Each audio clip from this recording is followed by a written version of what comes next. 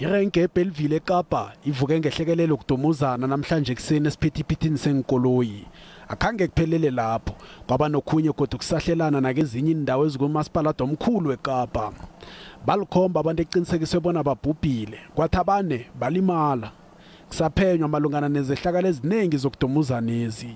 While detectives are probing the circumstances surrounding multiple incidents of taxi-related violence, additional uniformed members have been deployed on taxi routes to maintain law and order and to provide safety to commuters.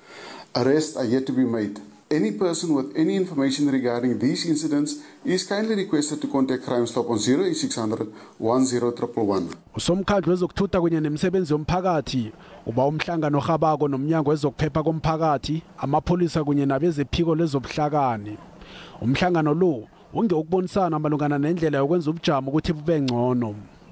UTP ehlangana nenhlangano embilezi okuyiKapa kunye neKodeta ayithomi nje. Called the leadership of Santako, Kata and Kodeta to an urgent meeting where we will discuss the interventions to stem the growing tide of violence between associations affiliated to the two mother bodies, with a specific focus on violence associated with the right for control over routes. My department and I will ensure that the safety of commuters is at all times prioritized.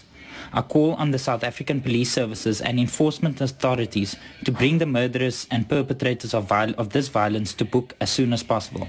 Michel uthi sekunobudlelwana ababakhileko namapolisa imphathimandla zamapolisa wendlela kunye nehlangano yezokuthuthuswa komphakathi ukuze bakhona ukufumana isisusa somguruguru kunye nokubulalana emateksini.